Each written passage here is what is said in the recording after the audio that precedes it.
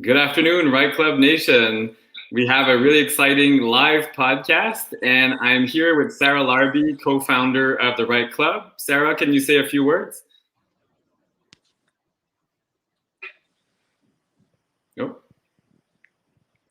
Hey everybody, how's it going? I'm excited to be here. We've got internet problems. So Sarah's just setting up some new internet at an Airbnb, and she was kind enough to take a moment in that hectic day to join us. So Sarah, I don't know how your Wi-Fi is going to be, but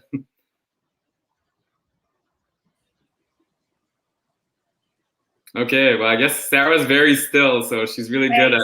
Sorry, guys. You know what? My internet is not working. You guys are in great hands. I'm excited for the replay. Rob, Natasha, thank you. Francois, thank you as well. Great seeing you guys. You're living the life. So we'll see each other soon. Thank you. Have a good afternoon. So just a quick intro on our really exciting guest, and as you can see. Now we have Rob Break, so top right-hand corner. So Rob is an entrepreneur in the world of residential investment real estate with an impressive history of many successful BRRRR projects. Rob has coached and advised countless investors through acquisition and renovations to help build their own generational wealth. Rob and his family have recently relocated to Costa Rica, and he's now flipping houses there, as well as maintaining his real estate team in Ontario at the Breakthrough Property Group under KW Energy. He also joined Crane Luxury Real Estate to help other Canadians fulfill their dreams of owning property in Costa Rica.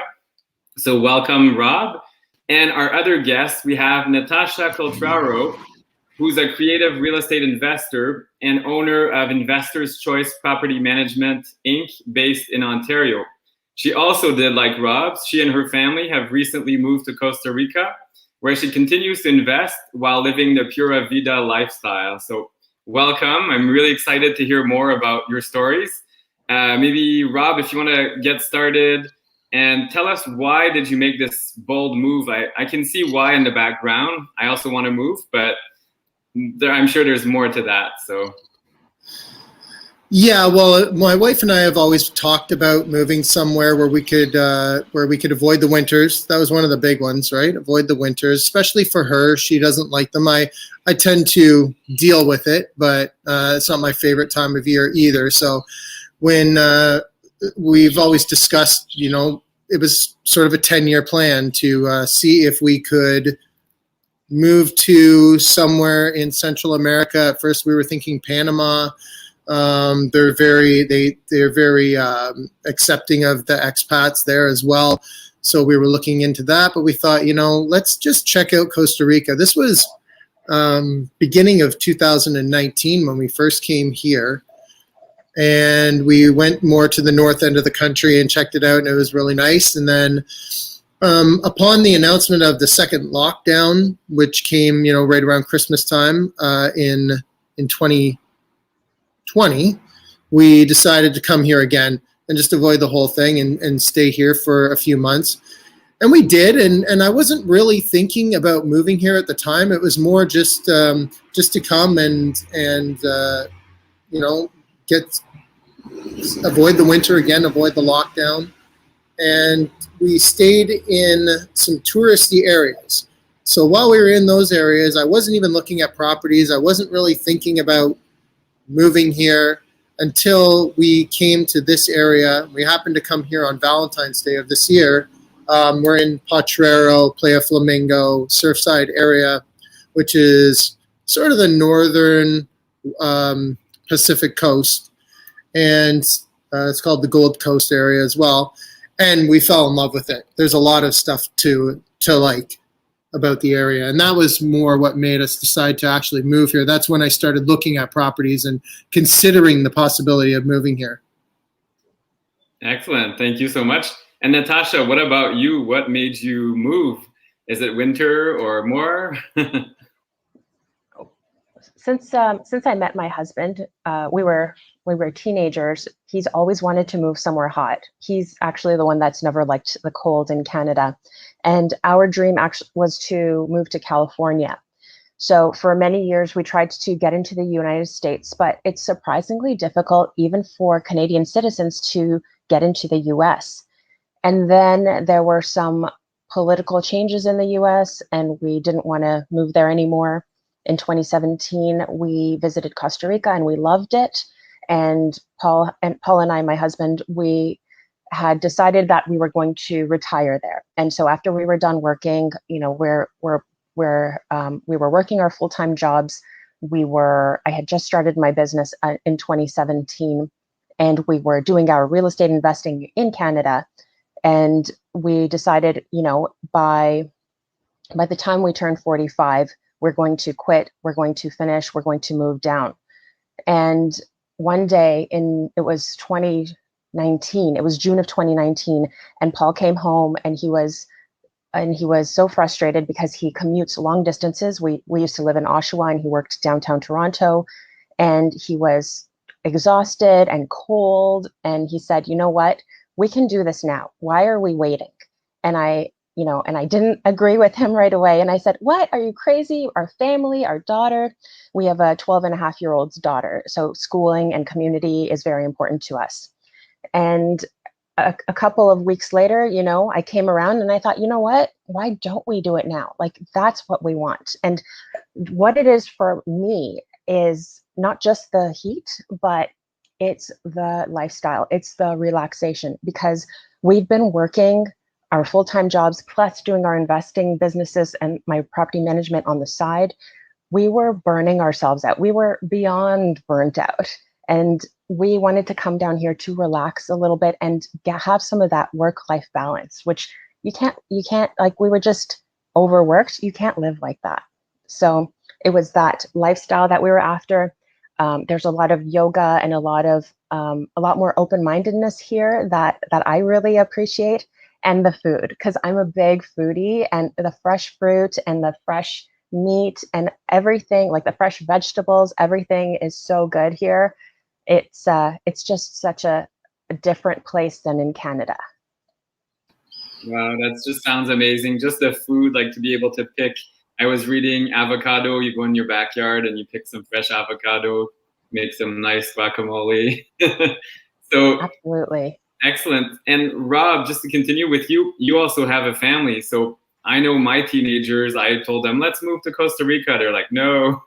So how did your kids react? Well, my kids didn't know how to react at first. I mean, until we got here and they saw that they could still continue with life. You know, there was a life here too, and they are going to a school. The school here starts a little bit earlier. They're going to a school called Journey School. There's a lot of good international schools here. We checked out all of them, but this one seemed to be more of a match for them. So they start August 17th. So I don't know how school is going to go for them now, but it is in-person school that they're going to. So my boys are 11 and 9, and they're excited about it. And I mean, my kids, obviously, when you get them into sports, we're very close to a lot of really good amenities, and we're in a majority expat community. So as I am learning to speak Spanish, not very well yet, but there's not really any need to. You don't, in certain areas like here, you really don't need to.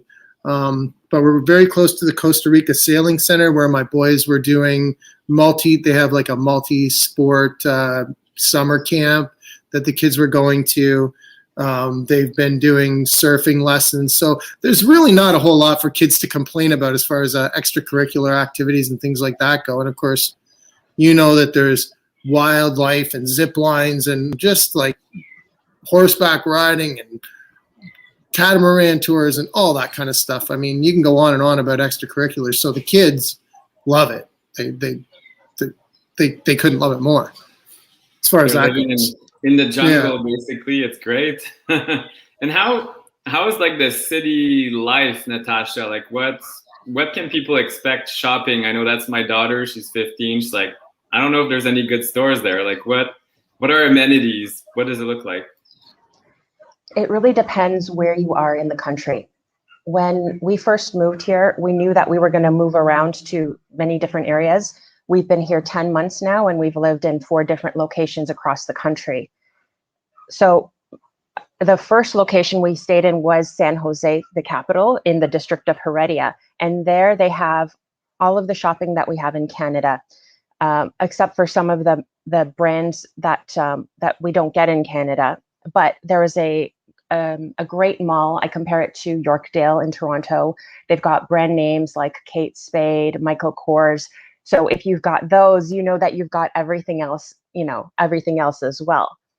Now, but that's special. That's San Jose, and it's in the center of the country, which is not where we are along the Pacific coast. It should be a 3.5-hour drive, but with traffic, it's closer to 5 hours. From there, the next place we checked out was the Baena Bay, or Bahia Baena, as they call it. And that's where Dominical, Uvita, and Ojochal are. And that's on the southern part of the Pacific coast. That is very tricky. You don't have a lot of amenities. You're 3.5 hours from the closest international airport. And so it's very tricky to find certain things. For example, when we were down there, I needed a swim cap for the chlorine in the pool, and I couldn't find one. They have a runner that goes to San Jose, and you pay him a premium, and he'll pick it up for you. So that's how I had to get my swim cap. So just things like that.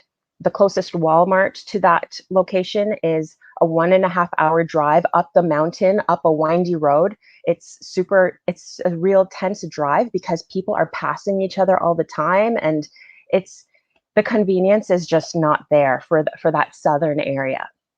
But there are pluses for that too, because that's where the wildlife is. That's where the sloths and the scarlet macaws, the toucans, there are monkeys everywhere, but tons of monkeys. The whale's tail is there. You see whales there. It's the dolphins. Like, I could go on.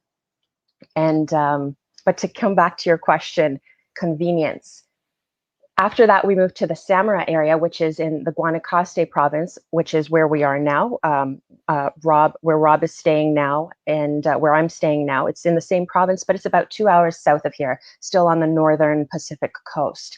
And Samara has more conveniences. We were so happy to get to Samara after we were in Ojochal, because we had so much more access to regular everyday conveniences that we're used to.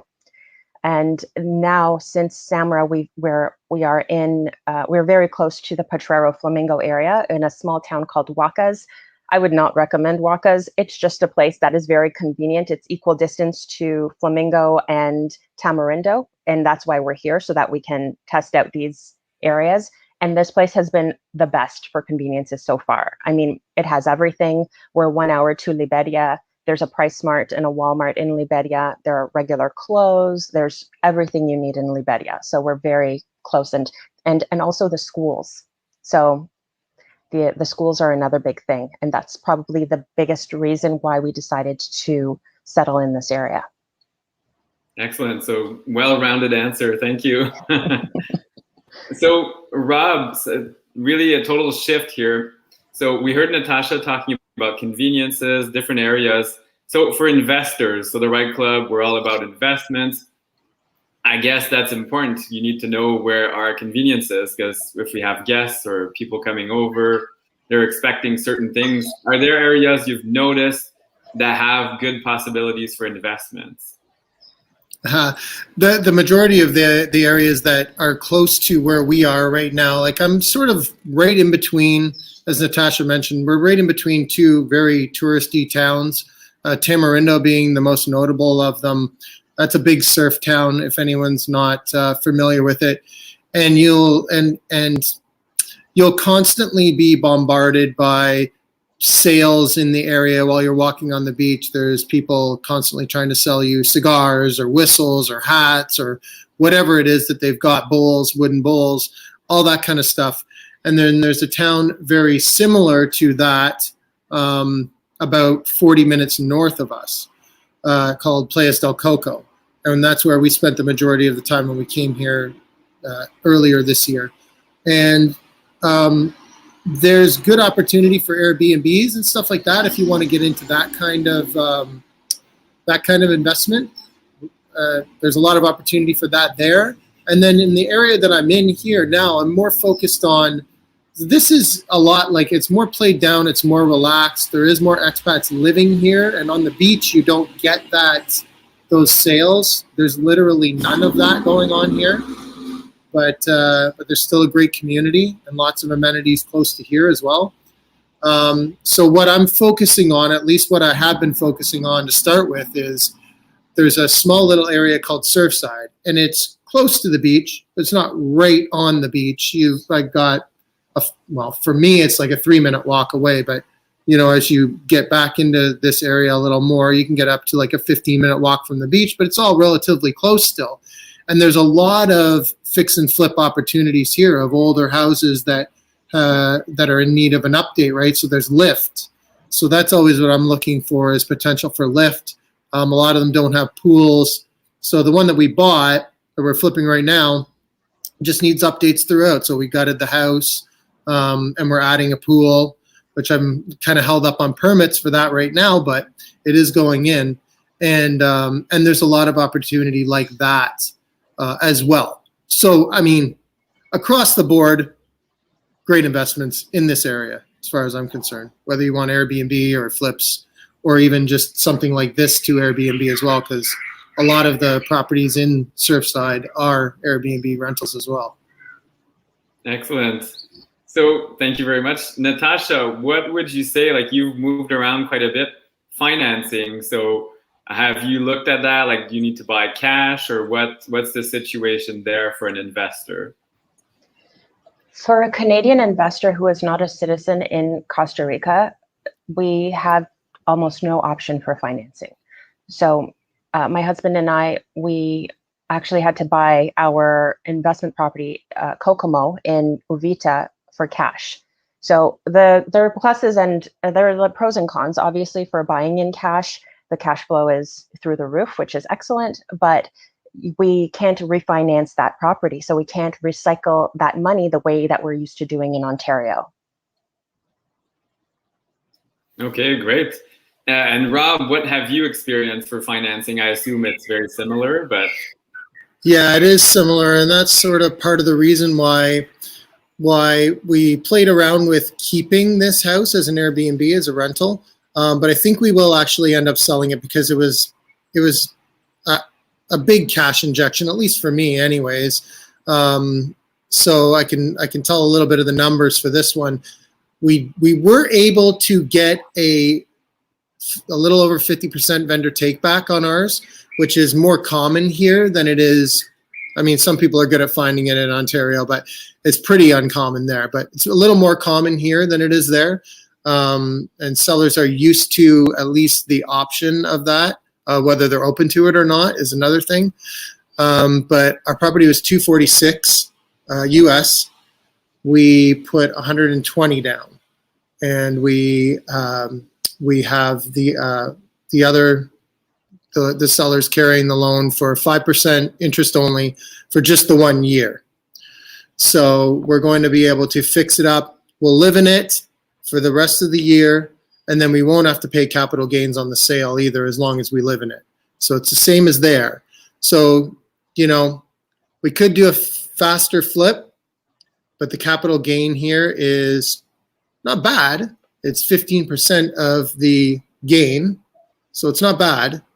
But we've decided just to do some slow flips while we're here. Slow life down a little bit, because that was the goal. So I might just continue this method and do the 1 year slow flip, live in it. Something I always wanted to do in Canada, but my wife didn't want to do it there. And I guess that might be the plan for here.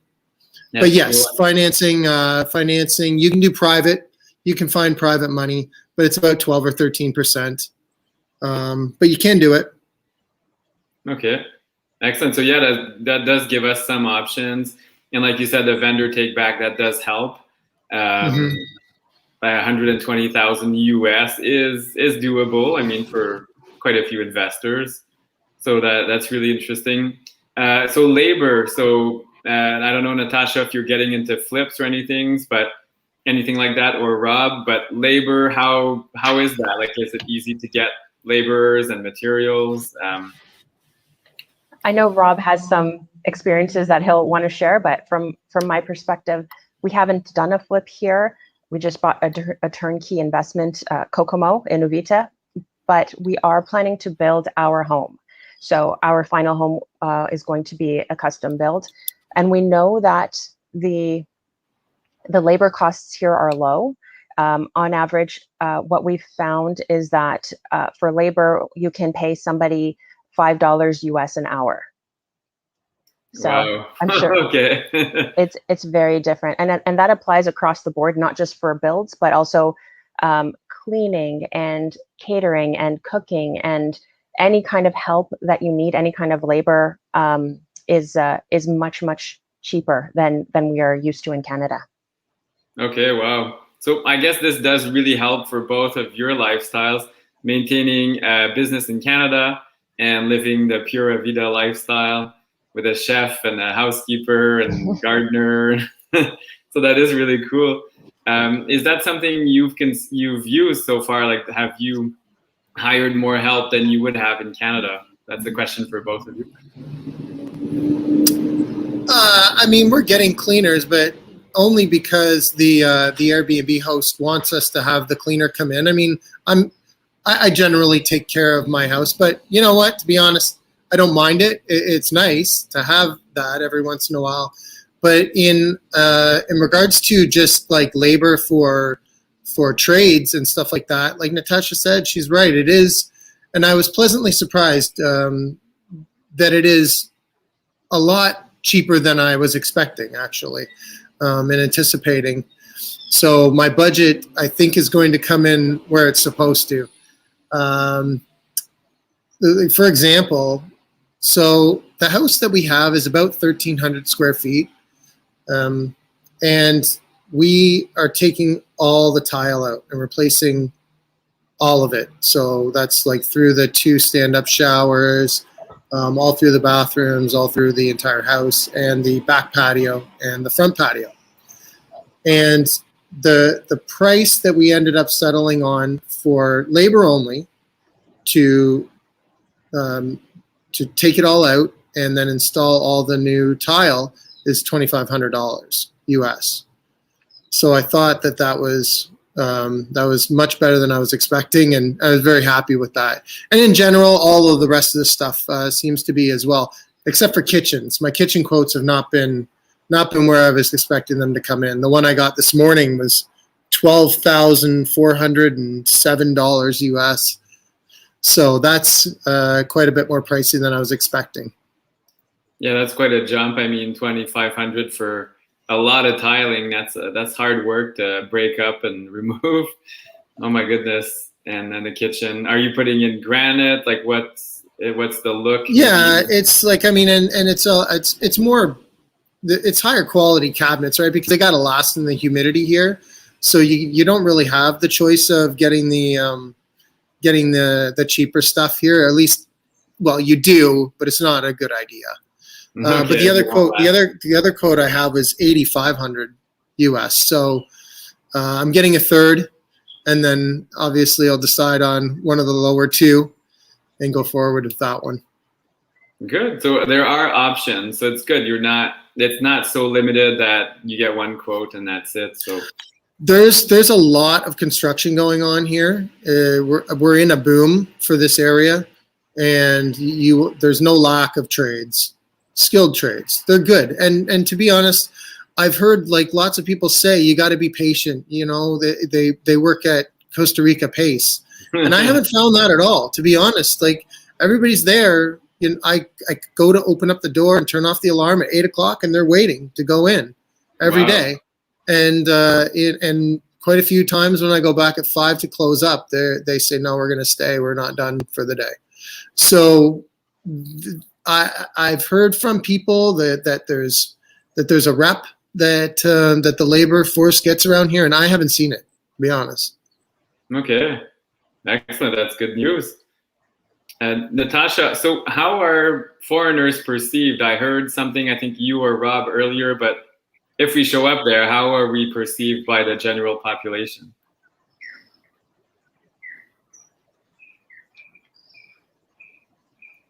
I think generally across all of the locations that I've been at, people are friendly.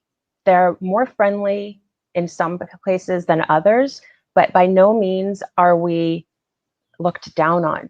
So here, the lingo for a local is a chico or a chica for female. And for us foreigners or expats, we're gringos or gringas.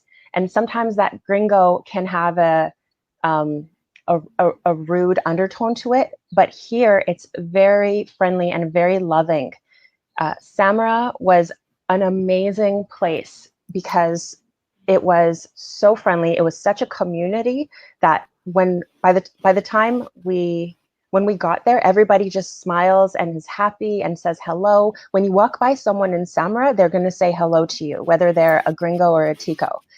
And I loved that, and I got so used to that. And then from there, I moved to this area now, and just a couple of hours north, the Tamarindo Flamingo area. And here, people are still appreciative and nice, but they're not as friendly as they were in Samara. Ojochal was the same. Ojochal down south on the Osa Peninsula, people are so friendly there. They're just happy to have you. And I think part of it has to do with the fact that, okay, they're bringing in money, they're stimulating the economy. Like, I need money, I need jobs, I need to feed my family. That's part of it. But the other part is I think they're genuinely hospitable people. Okay, that's really cool. So that does sound like a great place to be and to live. So Rob, going back to you, how do you manage your business remotely? Like, I'm sure there's some challenges. There's some time zone differences as well. You're in, I think, mountain time. So do you have any tricks, or how do you manage it?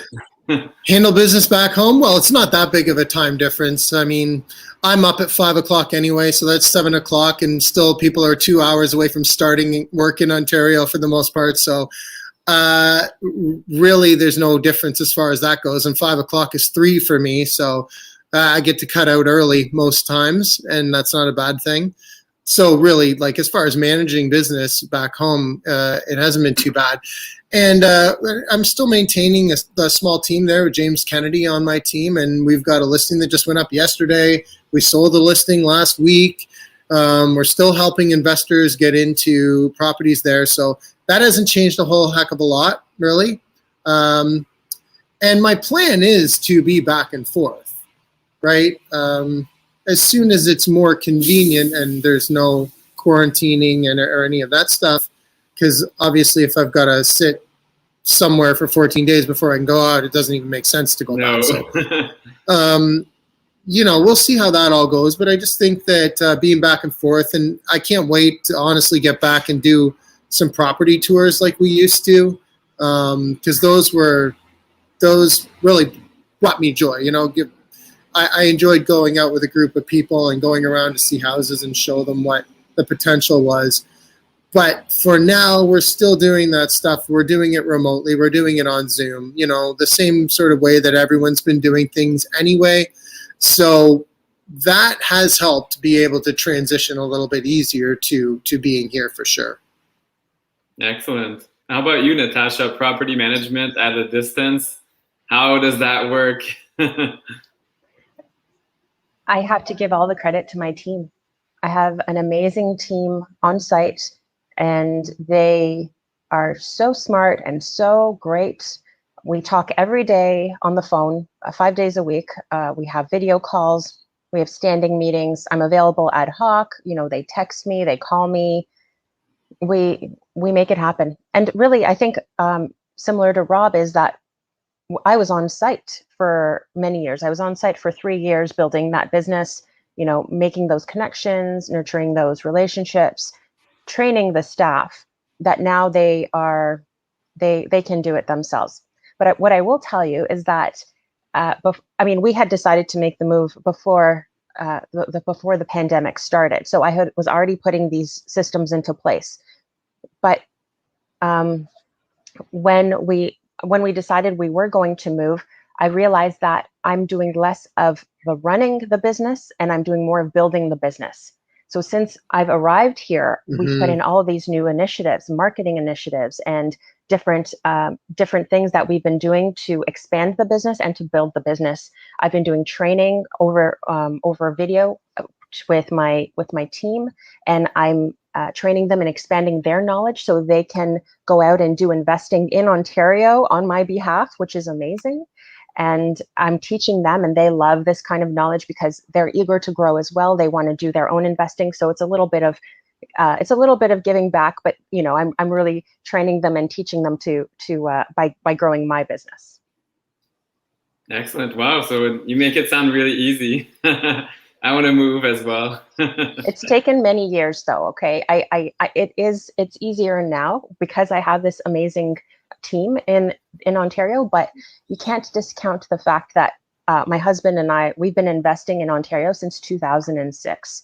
So it's taken us 14 years to get to a point where we could leave the country and can do what we're doing now. So it's not an overnight thing. Absolutely not. Yeah, it's like working out. You want results, but yeah, you need to put in the effort. So that's great. So thank you so much for taking some time out of your busy schedules. It's been a pleasure. And it sounds like there's tons of opportunities in Costa Rica. Do you have any final kind of word of advice, something you'd like to share with our community before we part ways? And then we have to reconnect in a few months and see how the flip is going, and Natasha, how you've settled and what's next. So I'd love to hear back. Well, I'll jump in and I'll just say, for anyone listening to this, whether it's Costa Rica or whether it's just like some goal, like business goal or family goal that you've been like that's been in the back of your head, you should take that first step in the direction to getting there. You know, don't put it on the back burner anymore, because I have noticed how easy, like I was saying at the beginning of the show, this was a 10-year idea that we had. And it happened a lot quicker than that. And I've noticed that it's very similar with anything that I decide to put on my board as a goal. It tends to happen a lot quicker than I'm expecting. So I think if you focus on it, like they say, it expands and you'll get there quickly. So don't put it off. Excellent. Wow, that's great words of advice. And Natasha, any final advice or? I think what Rob said was great. To complement that, I also want to advise people that if you're going to relocate your family, or even if it's just you, just know that you are not running away from your problems, because your problems will follow you. Paul and I had this conversation, and when he was so eager to move, I said, you know, we really have to check ourselves. Like, is there something that we're running away from? And we determined there wasn't. We've been here almost a year now. We're happier than we've ever been, although we miss our family. But one more piece of practical advice I wanted to give is a little bit more about the locations. Now, Uvida in the south, that's our Kokomo property. It was a turnkey property. I'd love to share more with anybody that's interested. It's a 3-unit, 3 villas on the property. There are 2 pools, and it was brand new build. It's walking distance to the ocean, and it's where the whale's tail is. Now, the whale's tail is actually it's like a peninsula. When the tide goes down, you can actually walk out into the ocean and walk along this whale's tail. It's really beautiful. And funny enough, that's where the whales come in during whale season. So and like I mentioned, some of the animals there's a sloth that lives in a couple of almond trees, just a 2-minute walk from there. So that's a good opportunity to catch a sloth. Monkeys everywhere, the toucans, the scarlet macaws. So and then also you're a half an hour drive to 3 waterfalls. And these are waterfalls you can swim in. It's got a pool at the bottom, all natural and warm enough that you can swim in. So when we got there, we loved it. And I thought, I want to stay here. I don't want to move from here. But we had to follow the plan. We went to the other locations before we decided we were going to settle in this area. And the thing is that that's a great place for a vacation, but it's not a good place to live. So so Rob had also suggested that, he said that when he came here, he was in Coco and he loved it, and he was in a couple of different places, but where you want to live is not going to be where you want to vacation. Because I would never live in Kokomo because it doesn't have the school for my daughter. Here we have an internationally accredited school, and that's where she's going. She's going to start on Tuesday, August 17th, like Rob said, a little bit early. Here we have the conveniences, but there it's really secluded, and you don't have a lot of conveniences. You don't have the some of the groceries. Even at Christmas time, there were turkeys, there were frozen turkeys, and they were $75. So I said, okay, we're gonna have chicken for Christmas. Wow. So it's really knowing that, if you come to visit, that vacation is not going to be, you may not want to live where you want to vacation. Yeah, it's the same in Canada. I mean, I used to live in Quebec City. You don't want to live in old Quebec because it's beautiful, but you can't park, and snow in winter, there's no space for anything. And any tourist area, it's meant for tourism, short term. It's not for a family or like longer term. So I really like that. And nothing's stopping you from vacationing within your new country. So that's great advice. So thanks again. And what's the best way to get a hold of you? I did share your email addresses. Is that the best? Are you active on social media? How should people get a hold of you if they want to find out more? Yeah, actually, the best way to get in touch with me is the one on the screen, rob@mrbreakthrough.ca, that email, or you can, look us up on Instagram. It's the other good way. And I just wanted to say, if anyone's interested, there's a lot of these value add properties around here. I've sent a few out to the mailing list, and they're up on YouTube, but I think they're private links right now. So if anyone's interested in that kind of stuff, there's some really unique opportunities here. There's one, for example, that's about to go to market, but it's not there yet.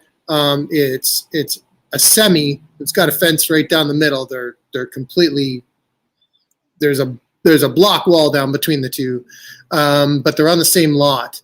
And I think that there's a really good potential for these ones to sever them, which I've already checked with the lawyer, and it's possible, and then sell them off for an increased amount. So, I mean, and then as far as just fix and flips, there's all kinds of opportunity here. So if anyone's interested in that, reach out to me, please. Excellent. So that's great. And Natasha, what's the best way to get a hold of you? I did share your email, but maybe you can mention it as well. Yep, by email, natasha@icpmpros.com. Excellent. Thank you so much. I hope you have a great rest of your day. And I can't wait to catch up and find out more about your new adventures. And maybe we'll connect in Canada at some point when you visit. Sounds great. Everyone. Thank you so much, Francois. My pleasure. Cheers.